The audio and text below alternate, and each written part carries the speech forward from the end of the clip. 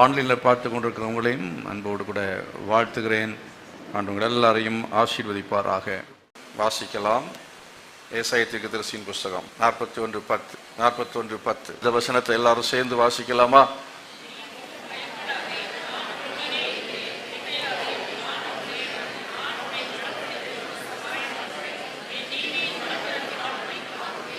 நான் பலப்படுத்தி உனக்கு சகாயம் பண்ணுவேன். உனக்கு சகாயம் பண்ணுவேன். கர்த்தர் நமக்கு சகாயம் பண்ணுகிறவர். அவர் இஸ்ரவேல் ஜனங்களை பார்த்து சொன்னதான ஒரு வார்த்தை தான். இஸ்ரவேல் ஜனங்களுக்கு என்று ஆண்டவர் சொல்லும்போது, இஸ்ரவேல் ஜனங்கள் என்றால் யார்? யார் இஸ்ரவேல் ஜனங்கள்? இங்கே நீங்கள் 41ஆம் அதிகாரத்தில் 9வது வசனம் நினைக்கிறேன், 8வது வசனம், என் தாசனாகிய இஸ்ரவேலே என்று சொல்லி இருக்கிறது. என் தாசனாகிய இஸ்ரவேலே, நான் தெரிந்து கொண்ட யாக்கோபே, என் சிநேகிதனான ஆபிரகாமின் சந்ததியே. இதில் ஒரு 3 வார்த்தை இன்றைக்கு இதை வாசிக்கிற நேரத்தில் எனக்கு கண்ணில் அது படுகிறதுனால அதை நான் சொல்லுகிறேன். எப்படி தான் ஒரு வசனத்தை படித்தாலும் அதில் புதிதாகவே விஷயங்கள் வருகிறது. அப்போ இதில் 3 வார்த்தைகள். தாசன், தெரிந்து கொள்ளப்பட்டவன், சிநேகிதன். பிரைஸ் அல்லேலூயா. தாசன், தெரிந்து கொள்ளப்பட்டவன், சிநேகிதன், ஆபிரகாமின் சந்ததி. இப்போ ஆபிரகாமின் சந்ததி தான் இஸ்ரவேல் ஜனங்கள். ஆபிரகாமின் சந்ததி இஸ்ரவேல் ஜனம். இந்த ஆபிரகாம் யார் என்று உங்களுக்கு தெரியும். ஆபிரகாம் கல்தேயர் தேசத்தில் இருந்து தேவனால் அவன் தெரிந்து கொள்ளப்பட்டது. கர்த்தர் அவனை அழைத்தார். அதை குறித்து தான் ஆதியாகமத்தின் புஸ்தகத்திலே 12வது அதிகாரத்தில் படிக்கிறீர்கள். கர்த்தர் ஆபிரகாம் என்ன செய்தார்? நான் காண்பிக்கும் தேசத்துக்கு போ, அவனுக்கு தரிசனமானார் என்று சொல்லி இருக்கிறது. கர்த்தருடைய தரிசனத்தை பெற்றவன்.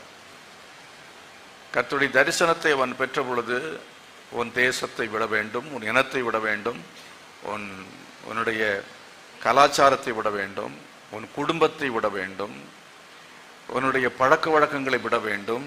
எல்லாவற்றையும் விட்டு, அதுதான் அதனுடைய அர்த்தம், பொருள். அதெல்லாவற்றையும் விட்டு நீ என்ன செய்ய வேண்டும் என்றால், நான் காண்பிக்கும் தேசத்துக்கு போக வேண்டும் என்று சொன்னார்.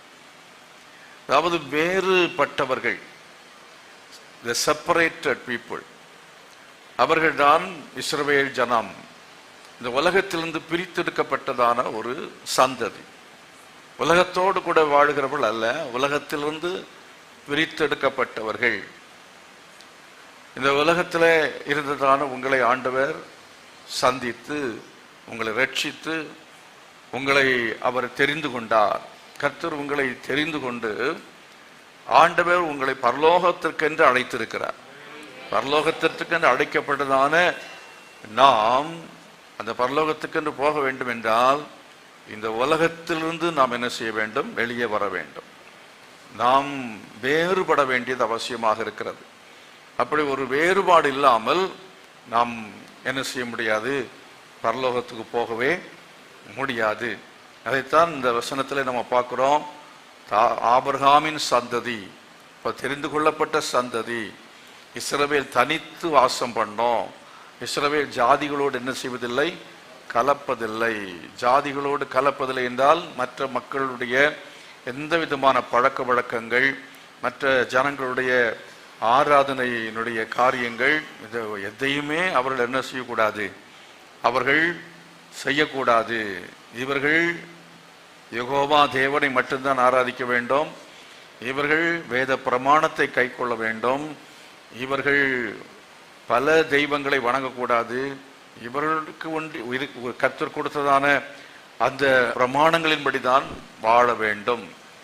மற்ற ஜனங்களோடு கூட கலந்து விடக்கூடாது என்று சொன்னால், மற்ற ஜனங்களோடு கூட திருமணம் மற்ற காரியங்களில் அவர்கள் சம்பந்தம் கலந்து அப்படி கலந்து விடக்கூடாது. இப்படி தெரிந்து கொள்ளப்பட்டதான ஆபிரகாமின் சந்ததி. அப்போ அந்த இஸ்ரவேல் ஜனங்கள் மட்டும் அல்ல, புதிய ஏற்பாட்டில் இயேசு கிறிஸ்துவின் மூலமாய் நாமும் ரட்சிக்கப்பட்ட தேவனுடைய பிள்ளை நாம் எல்லாரும் அந்த ஆபிரகாமின் சந்ததியா இருக்கிறோம். இன்றைக்கு உண்மையாக ஆபிரகாமின் சந்ததி ஆவிக்குரிய இஸ்ரவேலர்கள் என்று சொல்வது, அதாவது இயேசுவை விசுவாசிக்கிறவர்கள். இயேசுவை விசுவாசிக்கிறவர்கள், விசுவாசித்து தண்ணீரை மூழ்கி ஞானஸ்நானம் எடுத்தவர்கள் எல்லாருமே அவர்கள் ஆவிக்குரிய இஸ்ரவேலராக இருக்கிறார்கள். அந்த ஆவிக்குரிய இஸ்ரவேலரை பார்த்து கர்த்தர் சொல்கிறார், நான் உங்கள் நடுவிலே இருந்து உங்களுக்கு சகாயம் பண்ணுவேன். அல்லேலூயா. கர்த்தர் நமக்கு சகாயம் பண்ணுகிறவர். யாருக்கு? ஆபிரகாமின் சந்ததிக்கு என்ன செய்கிறவர்? சகாயம் பண்ணுகிறவராக இருக்கிறார். அவர் ஆபிரகாமின் சந்ததிக்கு சகாயம் பண்ணுகிறவர். இங்கே இந்த ஆபிரகாமுடைய சந்ததி, ஆபிரகாமை குறித்து சொல்லும் பொழுது சிநேகிதனான ஆபிரகாமின் சந்ததியே என்று சொல்கிறதை பார்க்கிறோம். ஆகவே நாம் அந்த ரிலேஷன்ஷிப், நமக்கும் ஆண்டவருக்கு இருக்கிறதான அந்த ரிலேஷன்ஷிப், அந்த உறவு அப்படிங்கிறது மிக மிக முக்கியமானது. நம்ம தேவனோடு எப்படி உறவு வைத்திருக்கிறோம் என்கிறதும் நாம் கவனிக்க வேண்டும். நான் இயேசு விசுவாசிக்கிறேன், அவரை விசுவாசித்து நான் ஞானஸ்நானம் எடுத்துக்கொண்டேன், நான் இப்பொழுது ஞாயிற்றுக்கிழமை தோறும் கர்த்தரை ஆராதிக்க வருகிறேன், அப்படி தொழுது கொள்கிறேன் என்று சொன்னாலும் அது போதுமானதல்ல. நாம் என்ன செய்ய வேண்டும்? அவரோடு கூட ஒரு நெருக்கமான உறவு வைத்திருக்க வேண்டும். ஆமென். அல்லேலூயா. ஆபிரகாம் விதமாக அவனுக்கு அந்த ஒரு க்ளோஸ்னஸ், ஒரு நெருக்கமான ஒரு உறவு அவனுக்கு இருந்தது. கர்த்தர் அவனை பார்த்து என் சிநேகிதனான, கர்த்தர் நம்ம பார்த்து அப்படி சொல்ல முடியுமா? என் சிநேகிதியே, என் மணவாளியே என்று உன்னத பாட்டில் கர்த்தர், அதாவது சூலமித்தி அழைக்கிறாண்டா, மணவாளனா இயேசு மணவாட்டி சபை அழைக்கிற ஒரு வார்த்தை தான் என் மணவாளியே, என் சிநேகிதியே. அப்படிப்பட்டதான் ஒரு நெருக்க நமக்கு வரணும். ஆண்டவரை நாம் ஏற்றுக்கொண்ட பிற்பாடு ஏதோ நம்ம அவரை ஒரு கடவுளாக, நம்ம ஆத்திரத்துக்கு அவசரத்துக்கு உதவிக்காக வைத்துக் கொள்வது போல வைத்துக் கொள்ளக்கூடாது. நம்ம ஏதோ ஒரு தேவைக்காக அவரை கூப்பிட்டா அவர் உதவி செய்வார் அப்படிங்கிறது அல்ல. அவர் நமக்கு அவர் ஒரு சிநேகிதனாக இருக்க வேண்டும். எத்தனை பேர் ஆமேன்னு சொல்றீங்க? ஆண்டவர் எனக்கு friend. What a friend we have. ஆமா, இயேசு தான் நமக்கு எவ்வளவு நல்ல நண்பன்.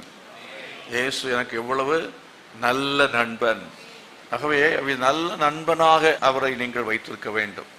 ஒரு நல்ல நண்பனோடு எப்படி நம்ம பழகுவோம், நல்ல நண்பனோடு எப்படி நம்ம உறவு வைத்திருப்போம். நல்ல நண்பனாக இருக்க வேண்டும் என்று சொன்னால், உங்கள் வீட்டில் கல்யாணம் வரும் பொழுது ஒரு இன்விடேஷன் கொடுப்போம் பாருங்க, அப்படி கொடுத்து நம்ம அவங்கள மெயின்டைன் பண்ணால் நல்ல நண்பனாக இருப்பாங்க. அப்படியா? சொல்ல போனால் சொந்தக்காரங்கன்னா தான் அப்படின்னு நினைக்கிறேன். சொந்தத்துக்கு அடுத்து, சொந்தத்தை விட என்னன்னா ஒரு நெருக்கம் யார் தான்? சிநேகிதன். ஒரு சிநேகிதன், ஒரு ஃப்ரெண்ட் அப்படின்னு சொன்னால் நம்ம அவங்களோட தினந்தோறும், கூடுமானவரை தினந்தோறும் கூட என்ன செய்கிறோம்? தொடர்பு கொள்கிறோம், கான்டாக்ட் பண்ணுறோம், பேசுகிறோம். அவங்க வீட்டுக்கு வர்றாங்க, நம்ம அவங்க வீட்டுக்கு போகிறோம். ஆகவே சிநேகிதன் அப்படின்னு சொல்லும் பொழுது அது அந்த உறவு இன்னும் வித்தியாசமானதாக இருக்கிறது. அவ்விதமாக நாம் நம்ம ஆண்டவருக்கு சிநேகிதனாக இருக்க வேண்டும். கர்த்தருக்கு நம்ம சிநேகிதனாய் இருக்க வேண்டும். அப்பொழுது கர்த்தர் நமக்கு என்ன செய்வார்? சகாயம் செய்கிறவராக இருப்பார். அவர் சகாயம் செய்யணும், நம்ம அவருடைய ஃப்ரெண்டாக இருக்கணும். எத்தனை வாட்டி ஃப்ரெண்டாக இருக்க விரும்புகிறீங்க? இங்கே ஆண்டவருக்கு ஃப்ரெண்டாக இருந்தீங்கன்னா ஆண்டவர் நிச்சயமாக என்ன செய்வார் என்றால் உங்களுக்கு சகாயம் செய்வார். உலகத்தில் இருக்கிற ஃப்ரெண்ட்ஸு சகாயம் பண்ணுறாங்க. நம்ம பக்கத்தில் இருக்கிறதான ஃப்ரெண்ட்ஸுகள் அவங்க சகாயம் பண்ணுகிறார்கள். எந்த ஒரு ஆபத்து வந்தாலும் ஆபத்தில் அவங்க என்ன செய்கிறதில்லை, ஓடிப்போ. 48வது சங்கீதம் நினைக்கிறேன், 46ஆம் சங்கீதம் 46:1 பார்க்கிறோம். தெய்வம் நமக்கு அடைக்கலமும் பலனும் ஆபத்து காலத்தில் அனுகூலமான துணையுமானவர் என்று சொல்லி இருக்கிறது. ஆகவே அனுகூலமான துணை, ஆபத்து காலத்தில் அனுகூலமாய் துணையா இருக்க வேண்டும் என்றால் நாம் அவருடைய நண்பனாய் இருக்க வேண்டியது அவசியம். நீங்கள் ஏனோக்கை குறித்து படிக்கிறதான சமயத்தில் ஏனோக்கு குறித்து சொல்லப்பட்டிருக்கிறது. ஏனோக்கு அவன் பிரியமானவன் என்று சாட்சி பெற்றான். அதாவது அவன் ஆண்டவரோடு கூட சஞ்சரித்தான் என்று சொல்லி இருக்கிறது. அதாவது இந்த ஃப்ரெண்ட்லி ரிலேஷன்ஷிப், அதைத்தான் அங்கே நம்ம படிக்கிறோம். அப்போ ஏனோக்கு அவனுடைய வாழ்க்கையில தேவனோடு சஞ்சரித்தான். நோவா தேவனோடு என்ன செய்தான்? சஞ்சரித்தான் அப்படின்னு சொல்லி பார்க்கிறோம். இப்ப சஞ்சரித்தான் என்று சொல்லும் பொழுது எப்பவுமே என்ன செய்ய முடியும்னா, நோவாவோட கர்த்தரை பார்க்க முடியும், கர்த்தரோட நோவாவை பார்க்க முடியும். நோவா இருக்கிற இடத்துல கர்த்தரை பார்க்க முடியும், கர்த்தர் இருக்கிற இடத்துல நோவாவை பார்க்க முடியும். ஏனோக்கு இருக்கிற இடத்துல கர்த்தரை பார்க்க முடியும், கர்த்தர் இருக்கிற இடத்துல ஏனோக்க பார்க்க முடியும். பிரைஸ் தி லார்ட், ஹல்லேலூயா. விதமா இணை பிரியாத நண்பர்கள். வேதத்துல இன்னொரு நண்பனை கொடுத்து பார்க்கிறோம், தாவீதும் யோனத்தானும். தாவீதுடைய யோனத்தானுடைய நட்பை பாருங்கள். அந்த விதத்துல அவன் உயிரை விட அதிகமா சிநேகித்தான். பிராண சிநேகிதன் என்று சொல்லுவாங்க. பிராண சிநேகிதன். தேவைப்பட்ட பணம் அல்ல, அதாவது அவன் இந்த யோனத்தான் அவனுக்குள்ள எல்லாவற்றையும் என்ன செய்தான்? கொடுத்து விட்டான், எல்லாவற்றையும் கொடுத்து விட்டான். நம்முடைய ஆண்டவராய் இயேசு கிறிஸ்து நல்ல நண்பர். அவர் தன்னுடைய பதவி, தன்னுடைய சுகம், தன்னுடைய விருப்பம், தன்னுடைய ஆசை, இவைகள் எல்லாம் என்னவென்று சொன்னால் நமக்காக தியாகம் பண்ணுகிறவர். ஹல்லேலூயா. ஏனோ கவிதமாக தாவீதுக்காக தியாகம் பண்ணினான். அதே போல நம்முடைய ஆண்டவராய் இயேசு கிறிஸ்துவும் நல்ல நண்பராக இருக்கிறார். அவர் நமக்காக தியாகம் பண்ணினவர். அதாவது சிநேகிதருக்காக உயிரை கொடுக்கிற அன்பை விட பெரிய அன்பு வேறொன்றுமே இல்லை. தன் சகோதரனுக்காக உயிரை கொடுக்கிறதா, ஜீவனை கொடுக்கிற அன்பை விட பெரிய அன்பு வேறு ஒன்றுமில்லை என்று இயேசு சொன்னார். இயேசு நமக்காக ஜீவனை கொடுத்தவர். இயேசு நமக்காக ஜீவனை கொடுத்தவர். ஹல்லேலூயா. அப்ப அவரே நமக்கு ஜீவனை கொடுத்தார் என்றால் நம்ம அவருக்கு என்ன கொடுக்கிறோம்? நம்முடைய நண்பன் என்று சொல்ல வேண்டும் என்றால் அவர் நண்பனாக இருக்க நட்பு பாராட்டி பார்க்கிறார். ஒரு சைடு சில காதலன் ஒருதலை பட்ச காதல்னு சொல்லுவாங்க பாருங்க. உங்களுடைய நல்ல காதலன் இயேசுவா இருக்கட்டும். ஆமென், ஹல்லேலூயா. நம்முடைய கைவிடாத நண்பர், அவரை நீங்கள் பிரதானமாக வைத்துக் கொள்ள வேண்டும். ஆண்டவர் இயேசு அந்த மாதிரி நம்ம சுத்தி வர்றாரு. அவர் நம்ம சுத்தி வர்றாரு, தப்பே கிடையாது. அவர் சுத்தி வர்றாரு. எப்படியாவது இவன் என் வலையில விழ மாட்டானா, என்னை நேசிக்க மாட்டானா, என்னை நேசிக்க மாட்டாளா என்று சொல்லி இயேசு என்ன செய்கிறார் என்றால் நம்மை அவர் தேடுகிறார். நம்மை தேடி தேடி வருகிறார். காட்டி கொடுத்தா கூட என்ன சொல்றாரு? என் சிநேகிதனே. ஹல்லேலூயா. எவ்வளவு பெரிய அன்பு பாருங்க. துரோகம் பண்ணா கூட என்ன செய்கிறார்? என் சிநேகிதியே, என் சிநேகிதனே, ஐ லவ் யூ அப்படின்னு சொல்றாரு. ஐ லவ் யூ என்கிற வார்த்தை அது சரியா சொல்லணும்னா இயேசு சொல்ற வார்த்தை தான், நம்முடைய தேவன் சொல்ற வார்த்தை தான், அவர் சொல்ற வார்த்தை தான் சரி. அது சரி, அதற்கு நமக்கு அது உண்மையானபடி அன்பு என்று சொல்ல முடியும். இந்த உலகத்துல யார் நான் நேசிக்கிறேன்னு சொன்னாலும் அது உண்மை கிடையவே கிடையாது. இன்றைக்கு இருக்கும், நாளைக்கு மாறி போவோம். இயேசு கிறிஸ்துவின் அன்பு நேற்றும் இன்றும் என்றும் மாறாதது. எத்தனை பேர் விசுவாசிக்கிறீங்க? ஹல்லேலூயா. இயேசு அன்பில் என்ன செய்யாதவர்? மாறாதவர். எத்தனை பேர் அந்த அன்பை உணர்றீங்க? எத்தனை அந்த அன்பை உணர்றீங்க? அந்த அன்பை உணர்ற சமயத்துல சிலர் எல்லாம் ஆராதனைக்கு வரும் பொழுது, சிலர்லாம் ஜெபம் பண்ண உட்காரும் பொழுது சில ஆட்கள்லாம் அழ ஆரம்பிச்சிடுறாங்க. அது ஏன் அழுகிறார்கள்? ஆண்டவரை ஆராதிக்கும் பொழுது ஏன் அழுகிறார்கள்? ஜெபிக்கும் பொழுது ஏன் அழுகிறார்கள்? ரகசியம் என்ன தெரியுமா? அந்த அன்பை உணர்ற அவங்களுக்கு அழாம இருக்கவே முடியாது. ஹல்லேலூயா. அதுதான் அந்த ரகசியம். அவங்க அழுறதுக்கு ரகசியம் வேற ஒண்ணுமே கிடையாது. அவர்கள் அழுகிறதுக்கு காரணம் என்னன்னா, அந்த அன்பை உணர்ற சமயத்துல எனக்கு நான் செய்தவைகளுக்கு ஈடாக, நான் அவருக்கு ஈடாக நான் ஒண்ணுமே செய்யல, அவருடைய அன்புக்கு ஈடாக நான் ஒண்ணுமே செய்யல. ஆனால் ஆண்டவர் தொடர்ந்து என்ன செய்கிறார்? நேசிக்கிறார், நேசிக்கிறார். அவர் கவனமா இருக்கிறார், என்ன தேவைன்னு பார்த்து கொடுக்கிறார். ஆண்டவர் நம்ம விசாரிக்கிறார். அவர் நம்ம விசாரிக்கிற நண்பனாக இருக்கிறார். அவர் உங்களை விசாரிக்கிறவர் ஆனபடினாலே உங்க கவலைகள் எல்லாம் அவர் மேல் வைத்து விடுங்கள். ஹல்லேலூயா. நண்பன் மேல் வைத்து, நண்பன்கிட்ட சொல்லுங்க. என்ன பிரச்சனை வந்தாலும் உங்க நண்பன்கிட்ட சொல்லுங்க. எந்த நண்பன்? இயேசுவாகிய நண்பன் இடத்துல சொல்லுங்க. முழங்கால் படி ஒன்றை குறித்தும் கவலைப்படாமல் எல்லாவற்றை குறித்தும் ஸ்தோத்திரத்தோடு விண்ணப்பத்தினால் தேவனுக்கு தெரியப்படுத்துங்கள். அப்பொழுது எல்லாம் புத்திக்கு மேலான தேவ சமாதானம் கிறிஸ்து இயேசுவுக்குள் உங்கள் சிந்தைகளை என்ன செய்யும்? காத்து கொள்ளும் என்று வேதம் சொல்லுகிறது. அப்படினால இயேசுவே நமக்கு நல்ல நண்பராக இருக்கிறார். அவரை நம்ம பற்றி கொள்ள வேண்டியது அவசியம். அவரை நாம் பிடித்து கொள்ள வேண்டியது அவசியமாக இருக்கிறது. இங்கே நீங்கள் கவனிக்கும் பொழுது, நான் தெரிந்து கொண்ட யாக்கோபே, என் சிநேகிதனான ஆபிரகாமின் சந்ததியே, என் தாசனாகிய இஸ்ரவேலே, கர்த்தர் சகாயம் செய்ய வேண்டும் என்றால் நாம் அவருடைய சிநேகிதனாக இருந்தால் மாத்திரம் போதாது, அவருடைய தாசனாக நாம் செயல்பட வேண்டும். ஆமென். தாசன் என்றால் the servant. தாசன் என்பது அர்த்தம் என்னன்னா servant. என்ன சொல்ல போனால் அடிமைக்கு ஒப்பான வார்த்தை. ஆகவே நாம் அவருக்கு அடிமையை போல வேலை செய்யணும், ஊழியம் செய்யணும். நம்முடைய ஆண்டவர் நம்மை அடிமை ஆக்கல, நம்ம அடிமையை போல என்ன செய்யறோம், அவருக்கு சேவை செய்கிறோம். அல்லேலூயா. எதனால? அந்த அன்பு இருக்கிறதுனால. ஆண்டவர் நம்மை அடிமையாக விலைக்கு வாங்கவில்லை, கர்த்தர் நம்மை மீட்டு கொண்டார். கர்த்தர் சாத்தானுக்கு அடிமையா இருந்த நம்மை அவர் இரத்தத்தை கொடுத்து நம்மை விலக்கரையமாய் மீட்டு கொண்டார். அல்லேலூயா. மீட்பு. அவர் என்னை நேசித்து அவர் உயிரை கொடுத்து என்னை என்ன செய்தார், அவரை பாவத்தில் அக்கிரமத்தில் சாபத்திலிருந்து சாத்தானுடைய பிடியிலிருந்து அவர் மீட்டு கொண்டாரே என்கிற அந்த அன்பினால நம்ம என்ன செய்யணும்? அன்பினால் என்ன செய்யணும்? தாசனாய் மாறணும், தாசியாய் மாற வேண்டும். கரங்களை வைத்து கர்த்தரை மகிமைப்படுத்துவோமா? அல்லேலூயா. ஆண்டவருடைய அன்பை புரிந்தால் நாம் என்ன செய்வோம்? ஃபாதர் பாடுறார் பாருங்க, அடிமை நான் ஆண்டவரே. ஆமா, ஆண்டவருக்கு முன்பாக அவருடைய ஊழியத்தை செய்யும் போது அடிமையை போல செய்யணும், அடிமையை போல செய்யணும். எத்தனை பேர் அவருக்கு ஊழியம் செய்றீங்க? எத்தனை பேர் தாசனா இருக்கிறீங்க? யோசிங்க, நம்ம என்ன செஞ்சோம், என்ன செஞ்சோம்? ஆண்டவருக்காக எதையாவது செஞ்சிருக்கிறோமா?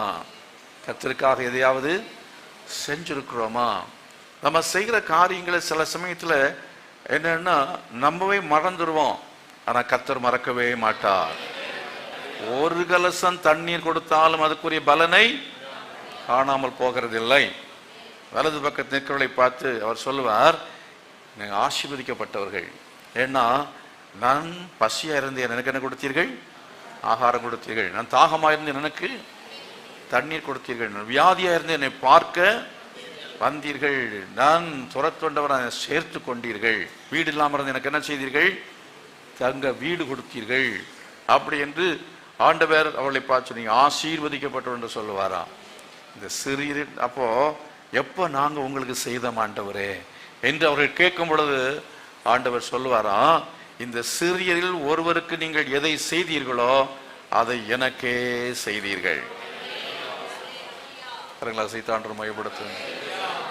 எத்தனை பேர் ஆண்டவருக்கு எதையாவது செய்ய விரும்புறீங்க? ஆண்டவரே நீ ஜீவனை கொடுத்தீரப்பா. சிலவனுக்கெல்லாம் முட்டாள்கள் தசமபாகம் கொடுக்கணுமா?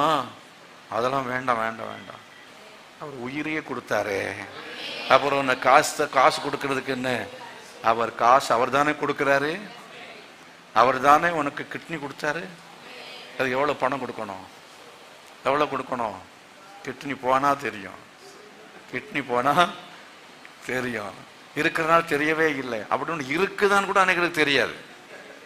சிலருக்கு ஹார்ட் இருக்குன்னு கூட தெரியாது. இருதயம் இல்லாத ஆட்கள், இருதயம் இருந்தாலும் இல்லைன்னாலும் ஒண்ணுதான். அவங்க இருதயம் இல்லாத ஆட்கள் மாதிரி தான் அவங்க இருக்கிறது. அவங்க மனைவியே சொல்லுவாங்க, இவர் இருதயமே இல்லாத ஆளையா, இவர் இருதயமே இல்லாத ஆள் அப்படின்னு சொல்லுவாங்க. ஏசுன்னு சொல்றாரு உங்களை பார்த்து, யாரை பார்த்து சொல்றான்னு தெரியல. அவர் சொல்லுவார், இவனுக்கு இருதயமே கிடையாது, இருதயமே கிடையாது. நான் எவ்வளவோ நன்மை செஞ்சிருக்கேன், எவ்வளவோ நன்மை செஞ்சிருக்கேன். 103ஆம் சங்கீதத்தை படித்து பாருங்க. என் ஆத்துமாவை கர்த்தரை, என் முழுள்ளமையுடைய பரிசுத்த நாமத்தை, என் ஆத்துமாவை கர்த்தரை, அவர் செய்த சகல உபகாரங்களையும் மறவாதே. அல்லேலூயா. அப்ப அவர் செய்த உபகாரங்கள் ஒன்றையும் என்ன செய்யக்கூடாது? நாம் மறக்க கூடாது. அப்ப என்ன உபகாரம் செய்தார்?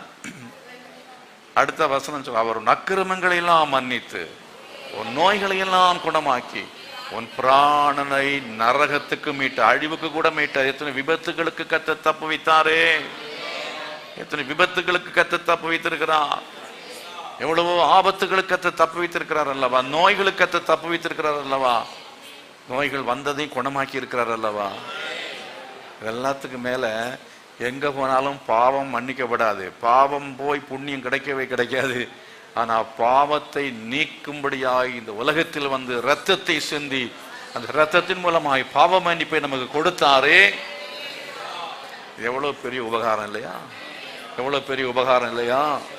உபகாரம், சகாயம், ஒத்தாசை இதெல்லாம் தமிழ்ல இருக்கிற வெவ்வேறு வார்த்தைகள். அவ்விதமாக தேவனுடைய சகாயத்தையும் உபகாரத்தையும் ஒத்தாசையும் அவரிடத்திலிருந்து பெற்றதான நாம நன்றி இல்லாதவர்களாய் இருந்து கொண்டிருக்கிறோம். எப்படி இருக்கிறோம்? நன்றி இல்லாதவர்களாய் நாம் இருந்து கொண்டிருக்கிறோம். அருமையார்களே, ஆகினால நம்ம என்ன செய்யணும்னா அவர் அவர் நமக்கு செய்த உபகாரங்களுக்கு தக்கதாக நாம் என்ன செய்ய முடியும்? எண்ணத்தை செலுத்துவேன், எண்ணத்தை செலுத்துவேன். ரட்சிப்பின் பாத்திரத்தை எடுத்துக்கொண்டு கர்த்தருடைய நாமத்தை தொழுது கொள்ளுவேன். 116வது சங்கீதத்தில் இருக்கிறது. 116வது சங்கீதத்தில் 12வது வசனம். கர்த்தர் எனக்கு செய்த எல்லா உபகாரங்களுக்காகவும் அவருக்கு எண்ணத்தை செலுத்துவேன். ரட்சிப்பின் பாத்திரத்தை எடுத்துக்கொண்டு கர்த்தருடைய நாமத்தை நான் தொழுது கொள்வேன். ஹல்லேலூயா. ஆண்டவர் ரட்சித்தாரே, அந்த ரட்சிப்பை நம்ம என்ன செய்யணும்? நினைத்து என்ன செய்ய வேண்டும்? கர்த்தருடைய சமூகத்தில் வந்து அவரை என்ன செய்யணும்? நம்ம தொழுது கொள்ள வேண்டியது அவசியமாக இருக்கிறது. கரங்களை அசைத்து கர்த்தர் மகிமைப்படுது. ஹல்லேலூயா. அடுத்த வசனம் சொல்லுகிறது, 17ஆம் வசனம், நான் நமக்கு ஸ்தோத்திர பலியை செலுத்தி கர்த்தருடைய நாமத்தை என்ன செய்வேன்? தொழுது கொள்ளுவேன். ரட்சிப்பின் பாத்திரத்தை எடுத்து அவருடைய நாமத்தை என்ன செய்வேன் அப்படின்னு அர்த்தம் என்ன?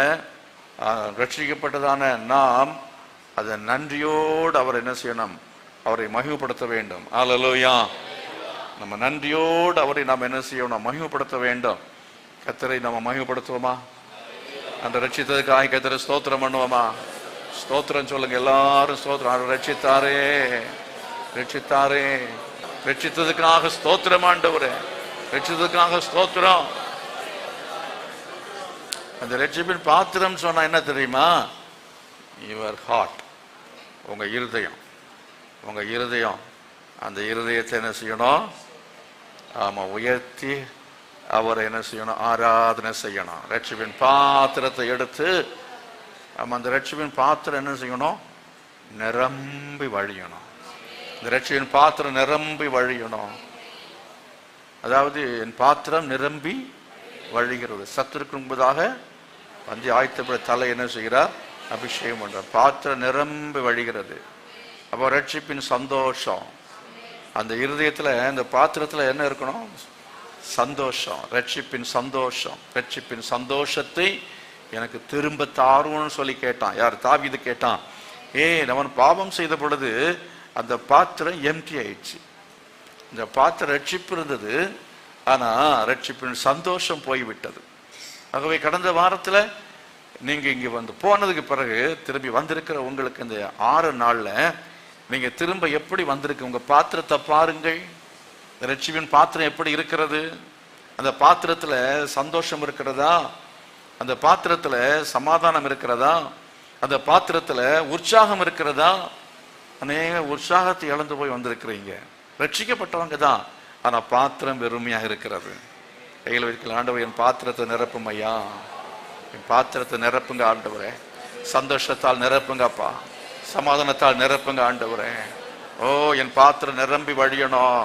நான் உற்சாகத்தை இழந்து போயிருக்கிறேன். எங்கேயோ உன் பாத்திரம் ஓட்டையா இருக்கு. ரட்சிப்பு இருக்கு, அந்த ரட்சிப்பின் பாத்திரம் என்ன செய்யும்? கொஞ்சம் ஓட்டையா இருக்கு. அந்த ஓட்டையை சரி பண்ணணும். இங்கிருந்து வந்தோடு நிரப்பு கர்த்தர் நம்ம நிரப்புறாரு, சந்தோஷத்தால் நிரப்புறாரு. ஆனா பிரசங்கம் முடிகிறதுக்குள்ளாலேயே காணிக்கையை போடுற நேரத்திலேயே இந்த இது போய் ஒளிவி போயிடுது இல்லையா? அவ வீட்டில் போகும் மறுபடியும் முகத்தை தொங்க போட்டுட்டு தான் உட்கார்ந்து இருக்கிறோம். உற்சாகமே இல்லை. பைபிள் படிக்க உற்சாகம் இல்லை, ஜெபிக்க உற்சாகம் இல்லை, ஊழியம் செய்ய உற்சாகம் இல்லை, அப்புறம் சாப்பிடுறது கூட உற்சாகம் இல்லை போல இருக்கு சிலருக்கு இல்லையா? என்ன சாப்பிட்டு என்னத்தை கண்டோம், எல்லாம் ஒரே கவலை, ஒரு சோகம், எதையுமே ஒரு உற்சாகமா இல்லை. இல்லை, எத்தனை பேர் உற்சாகம் இல்லை? கை உயர்த்த மாட்டீங்க. ஆனா உண்மையில சொல்ல போனா கொஞ்சம் உற்சாகம் குறைஞ்சுதானே இருக்கு. ரட்சிப்பின் பாத்திரம் சரியா இருந்ததுன்னா கை உயர்த்தி ஆராதனை செய்வாங்க. கையை கட்டி நிக்கிறான்னு அர்த்தம் என்னதுன்னா ரட்சிப்பின் பாத்திரம் தொலைச்சிட்டு வந்திருக்கான்னு அர்த்தம். பாத்திரமே இல்லாம வந்திருக்கான்னு அர்த்தம். கையை கட்டிட்டு நிற்பான். என்ன சொன்னாலும் கை எடுக்க மாட்டாங்க.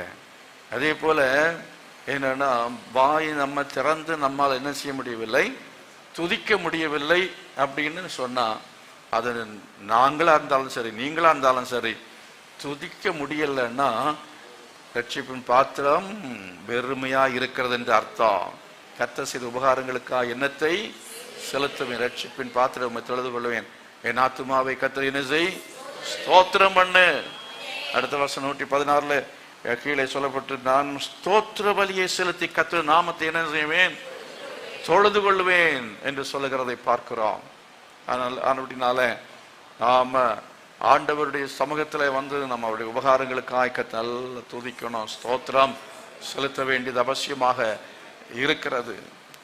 நம்ம யாரா இருக்கிறோம், தெரிந்து கொள்ளப்பட்டவர்கள், வேறுபடுத்தப்பட்டவர்கள், நாம உலகத்திலிருந்து பிரிக்கப்பட்டவர்கள், நம்ம உலகத்தோடு கலந்து வாழவே முடியாது. அப்படி வேறுபட்டவர்கள் பரிசுத்தமான வாழ்க்கைக்கு வேறுபடுத்தப்பட்டதான நமக்கு கர்த்தர் சகாயம் பண்ணுவார். அவருடைய அழைப்புக்கு இணங்கி நம்ம மற்ற எல்லா ஜனங்களையும் விட்டு வேறுபட்டு வந்தோம் என்றால் கர்த்தர் நம்ம என்ன செய்வார் என்றால் நமக்கு சகாயம் பண்ணுவார். அது மாத்திரமல்ல, நாம் அவருக்கு சிநேகிதராக இருப்போம் என்றால் கர்த்தர் நமக்கு என்ன செய்வார், அவர் சகாயம் பண்ணுவார். அது மட்டுமல்ல, நீங்களும் நான் அவருக்கு தாசனா இருந்தால் கர்த்தர் நமக்கு அவர் சகாயம் பண்ணுகிறவராக இருப்பார். நம்ம ஏன் அவருக்கு தாசனா இருக்கணும்? அவர் நமக்கு என்ன செய்திருக்கிறார், எவ்வளவோ நன்மை செய்திருக்கிறார். அவர் எவ்வளவோ நமக்கு உபகாரங்கள் அவர் செய்திருக்கிறார். அவர் அன்பினால் அவர் நமக்கு எவ்வளவோ காரியங்கள் அவர் செய்திருக்கிறார். அதனால நாம் அவருக்கு சேவை செய்ய வேண்டும், நாம் அவருக்கு ஊழியம் செய்யணும், நாம் அவருடைய சமூகத்தில் என்னென்ன செய்யணும், எப்படிலாம் செய்யணும் அப்படிங்கிறது குறித்து பார்க்கிறதான சமயத்தில் நீங்கள் வாசிங்கள். ஏசாயா 12ஆம் அதிகாரத்தில் 6வது வசனத்தில் படிக்கிற சமயத்தில் 3ஆம் வசனம் பாருங்க. மகிழ்ச்சியோட தண்ணீர் கொண்டு கொள்வீர்கள். அக்காலத்திலே நீங்கள் சொல்வது கர்த்தரை துதியுங்கள், அவர் நாமத்தை தொழுது கொள்ளுங்கள், அவருடைய செய்கைகளை ஜனங்களுக்குள்ளே அறிவியுங்கள். அவரை துதிக்க வேண்டும், அவரை துதிக்க வேண்டும், அவர் நாமத்தை தொழுது கொள்ளுங்கள், அவருடைய செய்கைகளை ஜனங்களுக்குள்ளே அறிவியுங்கள், அவருடைய நாமம் உயர்ந்தது என்று என்ன செய்யுங்கள், பிரஸ்தாப பண்ணுங்கள். ஹல்லேலூயா.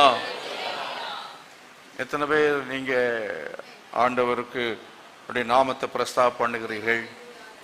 பிரஸ்தாப பண்றீங்களா? பிரஸ்தாபம் என்னது? மற்றவங்களுக்கு சொல்றது, அவர் செய்தது சாட்சியா போய் சொல்றது. நம்ம சொல்றதே இல்லை இல்லையா? சொல்றோமா? அவருடைய நாமத்தை பிரஸ்தாபப்படுத்துறோமா? எத்தனை பேருக்கு போன வாரம் சொன்னோம்?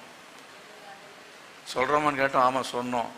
ஆனால் எத்தனை பேருக்கு சொன்னோம்னா தெரியாது. இதுதான் நம்ம ப்ராப்ளமே. நம்ம பிரச்சனை என்னது, நமக்கு நம்ம என்ன செய்தோன்னு தெரியல. அதான் கூட்டத்தோடு கூட்டம் என்ன செய்யும், தலையாட்டிக்கிடுவோம், எல்லாம் பண்ணுவோம். நம்ம பண்ணோமா பண்ணலையா கொஞ்சம் யோசித்து பார்க்கணும்.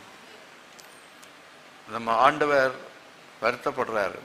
என்ன தெரியுமா, நாம் அவர்களுக்கு அவர் செய்த உபகாரத்துக்கு தக்கதாக நாம் அவருக்கு ஒரு அடிமையை போல நம்ம என்ன செய்யணும், அவருக்கு வேலை செய்யணும், அவருக்கு வேலை செய்யணும், அவருக்கு நம்ம அன்பை திரும்ப நமக்கு கொடுக்கணும்.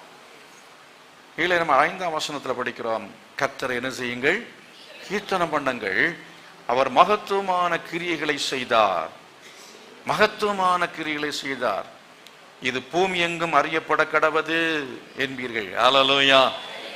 பூமி எங்கும் இல்லாட்டாலும் நம்ம கிராமத்திலேயாவது நம்ம குடும்பங்களுக்குள்ளேயாவது சொல்லத்தக்கதான் ஒரு தைரியத்தை கத்து தருவாராக, இந்த கிருபையை கத்து தருவாராக. கைகளை வைத்து கேளுங்க, ஆண்டவரே நான் வாயை திறந்து நான் பிரஸ்தாவப்படுத்தணும், நாமத்தை பிரஸ்தாவப்படுத்தணும்ப்பா, நான் தைரியமா உங்களோட சுவிசேஷத்தை சொல்லணும், சொல்வதற்காக நான் பிளான் பண்ணணும்.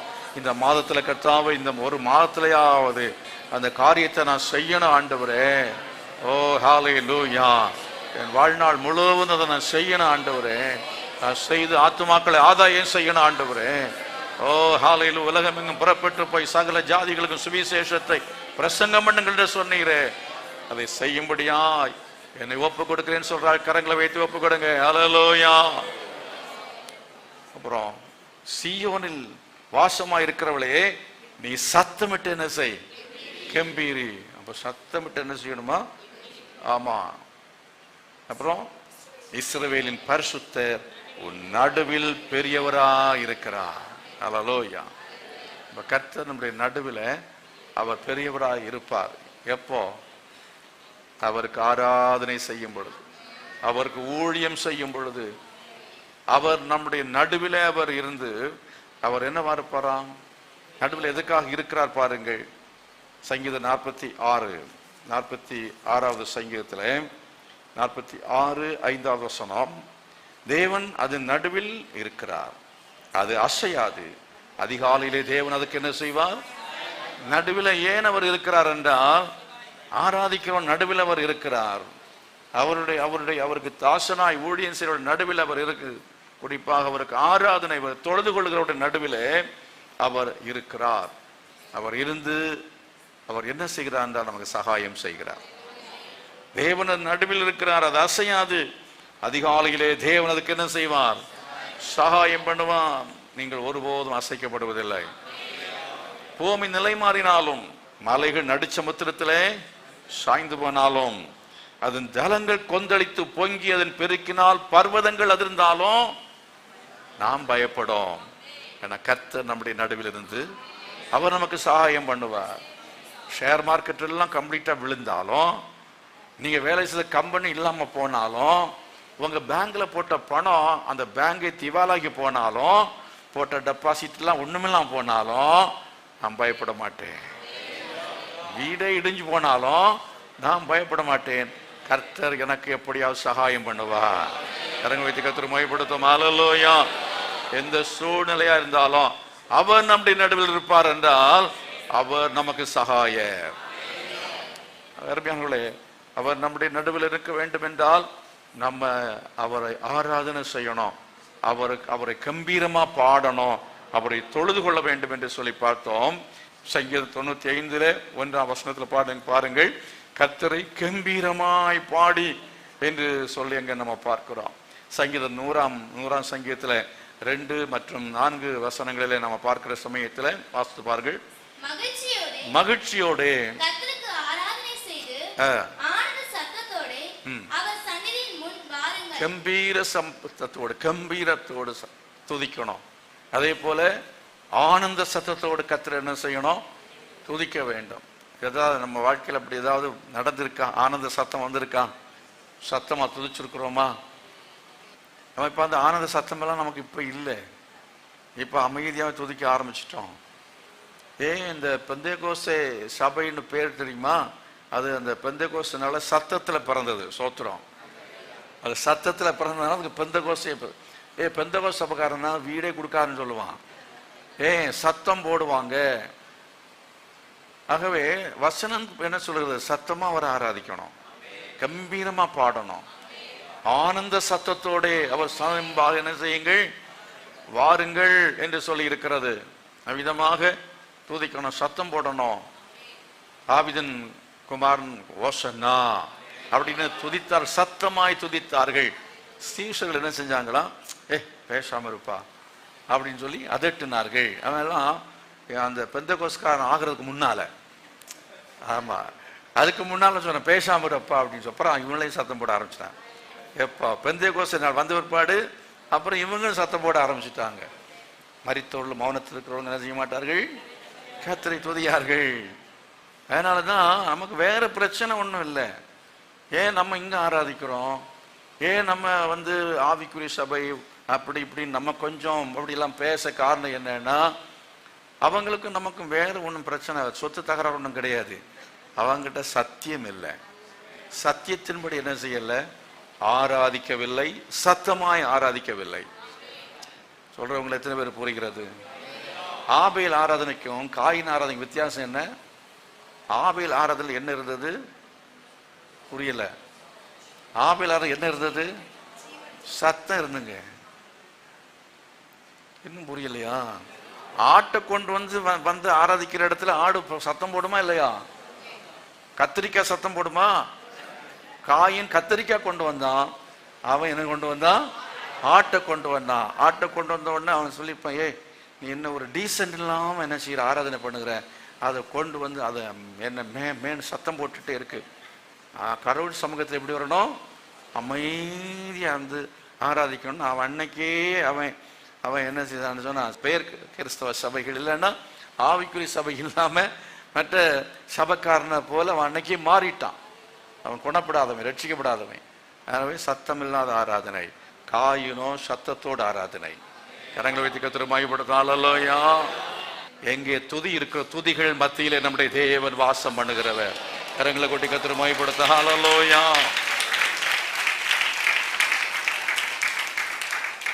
இந்த ஒரு காரியத்தை கூட சொல்லி முடிக்கிற சமயம் இல்லாதனால ஆண்டவர் 96 சங்கீதம் 8வது வசனம், 96:8.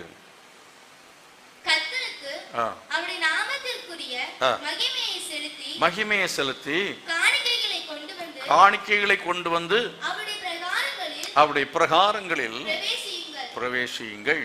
அப்படி பிரவேசிக்கும் பொழுது, ஆலயத்தில் வரும் பொழுது, அவர் ஆராதிக்கிறவர்கள் காணிக்கைகளை கொண்டு வந்து என்ன செய்யணுமா? அவர் ஆராதனை செய்ய வேணும். காணிக்கை இந்த தசமம் எவன் கண்டுபிடிச்சான்னு கேட்குறீங்களோ, அது கர்த்தர் தான் கண்டுபிடிச்சாரு, நாங்க இல்ல. புரியுதா? அவர் சொன்னதுக்காக நீங்க போடுறீங்க, அவ்வளவுதான். எங்களுக்காக நீங்க ஒன்றும் போட வேண்டாம், பாஸ்டர்ஸுக்காக ஒன்று. அப்படி இருக்கிறாங்க இன்னைக்கு நிறைய பேர். அதுக்காகவே ஊழியத்துக்கு வந்தவன் இருக்கிறான், அங்கங்கே போர்டு போட்டுட்டு. அல்ல, கர்த்தருக்கு காணிக்கை செலுத்துங்கள். அந்த காணிக்கையை எடுத்து அந்த ஊழியக்காரன் என்ன செய்யணும்? அதை சரியாக ஊழியத்துக்கு பயன்படுத்த வேண்டும். அவன் அதை கொண்டு வந்து என்ன செய்ய, ஆடம்பரமா செலவு பண்ணிட்டு இருக்க கூடாது. கர்த்தருக்கு ஸ்தோத்திரம். அது நீங்க என்ன பாஸ்டர் டை எல்லாம் கட்டியிருக்கீங்க, ஆடம்பரம் இல்லையா? இது அவன் பையன் வந்து எங்கேயோ ஒரு இடத்துல வந்து என்னன்னா விலை குறைவா வாங்கின டை, ரொம்ப வருஷத்துக்கு முன்னால. அதாவது என்ன சேல் போடுவாங்க, எனக்கு முன்னால் கூட கராஜ் சேல் போடுவாங்க அமெரிக்காவில். அதில் அவன் வாங்கின டை எத்தனையோ வருஷத்துக்கு முன்னால். அதெல்லாத்தையும் வச்சு தான் மாற்றி போட்டுக்கிட்டு இருக்கிறேன். அதனால் வாரந்தோறும் புதுசாக வாங்குறேன்னு நினச்சிக்காதங்க. அவருக்கு அம்மா போடுற காணிக்கையெல்லாம் டையே வாங்குறாரு போல தெரியுது. இல்லை, புரிஞ்சுதா? அதனுடைய நல்ல ஆடம்பரம்னு சொன்னால் என்னன்னா, ஆடி வாங்குறான் பாரு. ஆடி தமிழ் மாதத்தை சொல்லலை, நான் ஆற சொல்கிறேன். ஆடி வாங்குறான். எனக்கு ஒரு பாஸ்டர் தெரியும், அவர் எனக்கு ஒரு உண்மையாக ஒரு ரோல் மாடலாக சில காரியங்கள் இருந்தவர். அவர் சொல்லுவார், நான் விழுந்துட்டேன்னா என்ன செய்ய, என்னை மிதித்து போட்டுட்டு நீங்கள் ஓடி போயிட்டே இருங்க, எங்கே சியோனை நோக்கி போங்கள், நீங்கள் நின்று பார்த்துட்டு நிற்க கூடாது. கர்த்தருக்கு ஸ்தோத்திரம். ஆசைகள் தானே அவனை கொன்று போட்டார்கள், யோபுடைய தம்பி. அப்போ வந்தவர்கள் பின்னால் என்ன செய்தார்கள்? தரித்து நின்றார்கள், நிற்கல. அப்புறம் போட்டாங்க, பையில தூக்கி போட்டுட்டு ஓடி போனார்கள். ஜெயம் பெற வேண்டுமா? பரலோகம் போக வேண்டுமா? விழுந்தவனை பார்த்துட்டு விழுந்தவன் பக்கத்துன்னு அவனை கும்பிட்டுட்டு நிற்க கூடாது. கர்த்தருக்கு ஸ்தோத்திரம். செபிக்கலாம், வேணும் உயிர் வரட்டும்.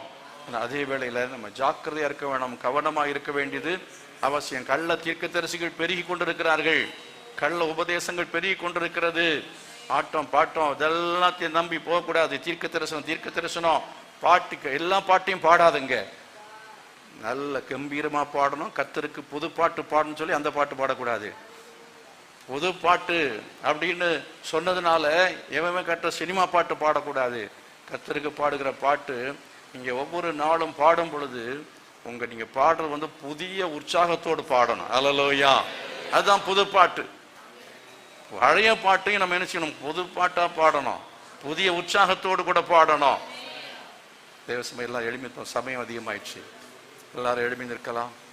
கரங்களை உயர்த்தி அவருக்கு ஆராதனை செய்வோம். துதிகள் மத்தியிலே அவர் வாசம் பண்ணுகிறவர், துதிகள் நடுவிலே மத்தியிலே அவர் வாசம் பண்ணுகிறவர். அவர் நடுவிலே இருந்தவர் சகாயம் பண்ணுகிறவராய் இருக்கிறார். அது அசையாது. தேவனது நடுவில் இருக்கிறார், அது அசையாது. அவர் கர்த்தர் சகாயம் பண்ணுகிறார். ஓ ஹல்லேலூயா. Glory to God. தேவன் நடுவில் இருக்கிறார், அசையாத அதிகாலையிலே தேவனுக்கு சகாயம் பண்ணுவார். ஓ துதிக்கிறவர்கள் மத்தியிலே வாசம் பண்ணுகிறவர்.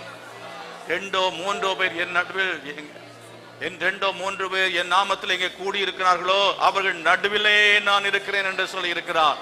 ஜெபிக்கிற நடுவிலே அவர் இருக்கிறார், ஆராதிக்கிற நடுவிலே அவர் இருக்கிறார். கரங்களை வைத்து எல்லாம் தேவ சமூகத்தில் கர்த்தாவே உம்மை நவாய் திறந்து துதிக்கணும்ப்பா, கம்பீரமா பாடணும், எனக்கு உதவி செய்யும் என்று சொல்லி கேளுங்க. எனக்கு உதவி செய்யும், எனக்கு உதவி செய்யும், எனக்கு உதவி செய்யும். Hallelujah, hallelujah, hallelujah. Glory, glory, glory, glory, glory to God. உமக்கு நன்றி செலுத்துகிறோம், உமக்கு நன்றி செலுத்துகிறோம், உமக்கு நன்றி செலுத்துகிறோம். உமக்கு ஸ்தோத்திரம், ஸ்தோத்திரம், ஸ்தோத்திரம், ஸ்தோத்திரம், ஸ்தோத்திரம், ஸ்தோத்திரம், ஸ்தோத்திரம். எல்லாம் சத்தமாக எல்லாம் ஸ்தோத்திரம் சொல்லுங்க. ஸ்தோத்திரம், ஸ்தோத்திரம், ஸ்தோத்திரம், ஸ்தோத்திரம், ஸ்தோத்திரம் என்கிற வார்த்தை நல்ல சத்தமாய் சொல்லுங்கள். ஓ கம்பீர சத்த ஆனந்த சத்தத்தோடு ஆர்ப்பரித்தவரை மகிமைப்படுத்துங்கள், ஆர்ப்பரித்தவரை மகிமைப்படுத்துங்கள், ஆர்ப்பரித்தவரை மகிமைப்படுத்துங்கள். ஓ ஹalleluya, hallelujah, hallelujah, hallelujah, hallelujah. Thank you Jesus. Praise the Lord.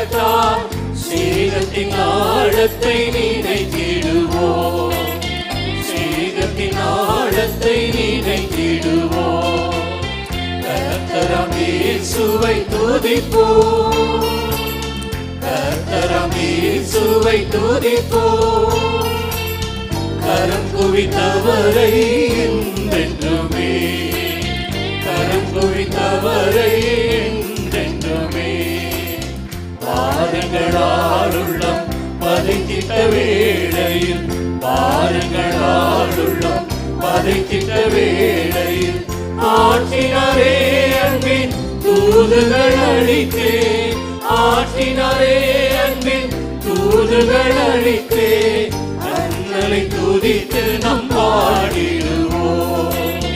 அண்ணலை துதித்து நாம் பாடிடுவோம். கர்த்தராம் இயேசுவை துதிப்போம். கர்த்தராம் இயேசுவை துதிப்போம். கரம் குவித்தவரை என்றென்றுமே, கரம் குவித்தவரை என்றென்றுமே. பாதையில் பாடுகள் பல்கிய நேரத்தில், பாதையில் பாடுகள் பல்கிய நேரத்தில் ஆதரித்தாரவர் வார்த்தை வெள்ளத்தார்.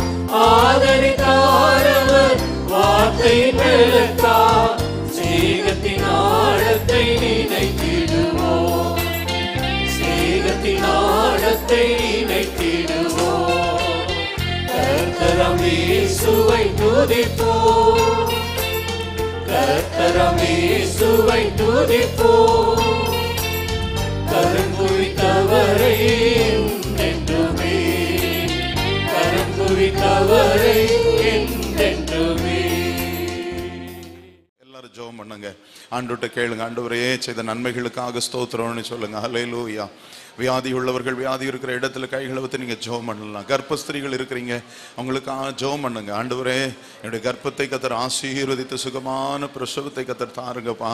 வியாதியில் இருக்கிறவங்க வியாதிகளுக்காக நல்ல ஜெபம் பண்ணுங்க. தேவைகளோடு இருக்கிறவங்க திருமண தேவைகள், வேலை வாய்ப்பு, படிப்பு, எவ்வளவோ அங்கலாய்ப்புகள், கர்த்தரவே என்னோட கூட இருந்து எனக்கு உதவி செய்யுங்க, நீர் சகாயம் பண்ணுவீர் என்பதை நான் ஆண்டவரே இந்த இடத்துல அறிந்து கொள்ள, ஆண்டவரே நாங்கள் உறுதி செய்து கொள்ள எல்லாரும் கேளுங்க. கர்த்தர் உதவி செய்வார். உதவியற்ற இருக்கிற நமக்கு உதவி செய்கிற ஆண்டவர். ஹல்லேலூயா. ஆமென். கர்த்தர் நம்மோடு கூட பேசி கொண்டிருக்கிறார். நீங்க வாலிப பிள்ளைங்க ஜெபம் பண்ணுங்க. பாவத்திலிருந்து விடுதலை பெறணும், உதவி செய்யுங்கப்பான்னு சொல்லி ஜெபம் பண்ணுங்க. ஆமென். சிறையிருப்புகள் மாறட்டும். அநேகருக்கு இன்னும் கடன் பிரச்சனை இருக்கு, ஆண்டவரே மாறட்டும். ஒரு வீடு வாங்கணும்னு சொல்லி ஜெபம் பண்ணிட்டு இருக்கிற ஆண்டவரே கர்த்தர் கொடுப்பார். இந்த வருஷத்தின் துவக்கத்துல அருமையான நம்முடைய போதகர் மூலமா அநேக வாக்குத்தத்தங்கள் ஆண்டவர் கொடுத்தார். ஆமென். இந்த வாக்குத்தத்தங்கள் நிறைவேறும்படி இந்த வருஷத்துல கர்த்தர் நமக்கு கொடுத்து செயல்பட்டு கொண்டிருக்கிற கிருபைகளுக்காக அவர் சொல்லுற நான் உதவி செய்வேன், என்ன உதவி செய்வேன். ஹல்லேலூயா. ஹல்லேலூயா. நல்ல ஆண்டவரே உம்மை துதிக்கிறோம் அப்பா. உம்முடைய நாம மகிமைப்படும்படி இந்த ஆராதனையிலே நீர் எங்களோடு அசைவாடினதற்காக நாங்கள் உமக்கு நன்றி செலுத்துகிறோம். உங்களால் தெரிந்து கொள்ளப்பட்ட பிள்ளைகள் நாங்கள், உம்முடைய தாசர்கள் ஆக ஆண்டவரே நாங்கள் உமக்காக உம்முடைய ஊழியங்களை செய்ய எங்களுக்கு நீர் கிருபை தருகிறதற்காக நாங்கள் உமக்கு நன்றி செலுத்துகிறோம். ஹல்லேலூயா. இந்த அர்ப்பணிப்போடு நாங்கள் கடந்து செல்லுகிறோம். எங்களோடு நீர் பேசினதற்காக உமக்கு ஸ்தோத்திரம், ஸ்தோத்திரம். நீங்க சொன்னீங்கப்பா நீ என்னுடையவன் என்று சொல்லி ஆண்டவரே எங்களை தெரிந்து கொண்டு நீர் எங்களை நடத்த போகிறதற்காக உமக்கு ஸ்தோத்திரம் செலுத்துகிறோம். கர்த்தர் நீர் பெரிய காரியங்களை செய்து எங்களோடு பேசினீர். பேசின அருமையான எங்களுடைய போதகரை பலத்தோடு நீர் எடுத்து பயன்படுத்தினீர். அதற்காக உமக்கு ஸ்தோத்திரம், ஸ்தோத்திரம், ஸ்தோத்திரம். இந்த வாரம் முழுவதும் எங்களுடைய பிரயாணத்தில் நீர் கூட இருப்பீராக, எங்களுடைய பிரயாசத்தில் நீர் கூட இருப்பீராக, எங்களுடைய பணிகளிலே நீர் கூட இருப்பீராக, பிள்ளைகளுடைய படிப்பிலே கூட இருப்பீராக. சுகத்தோடு பலத்தோடு எங்களை காத்து மீண்டும் உடைய நாமத்தை துதிக்க கிருபை தாரும். உடைய ஊழியங்களுக்காக கொடுக்க கிருபை தாரும். கர்த்தருடைய நாமத்தை உயர்த்த கிருபை தாரும். இயேசுவின் நாமத்தில் எங்களை தாழ்த்தி உம்முடைய நாமத்தை உயர்த்தி ஜெபிக்கிறோம் ஜீவனுள்ள எங்கள் நல்ல பிதாவே. ஆமென். சேர்ந்து சத்தமாய் சொல்லுவோமா? என் ஆத்துமாவே கர்த்தரை ஸ்தோத்திரி, என் முழு உள்ளமே அவருடைய பரிசுத்த நாமத்தை ஸ்தோத்திரி. என் ஆத்துமாவே கர்த்தரை ஸ்தோத்திரி, அவர் செய்த சகல உபகாரங்களை மறவாதே. ஆமென். கர்த்தராகிய இயேசு கிறிஸ்துவின் கிருபையும் பிதாவாகிய தேவனுடைய அன்பும் பரிசுத்த ஆவியானவருடைய அந்யோன்ய ஐக்கியமும் சமாதானம் பாதுகாவலும் நம் அனைவரோடும் சகல பரிசுத்தவான்களோடு கூட இன்னும் இன்றைக்கு நிலைத்திருப்பதாக. ஆமென். God bless you. கர்த்தர் எல்லாரையும் ஆசீர்வதிப்பாராக.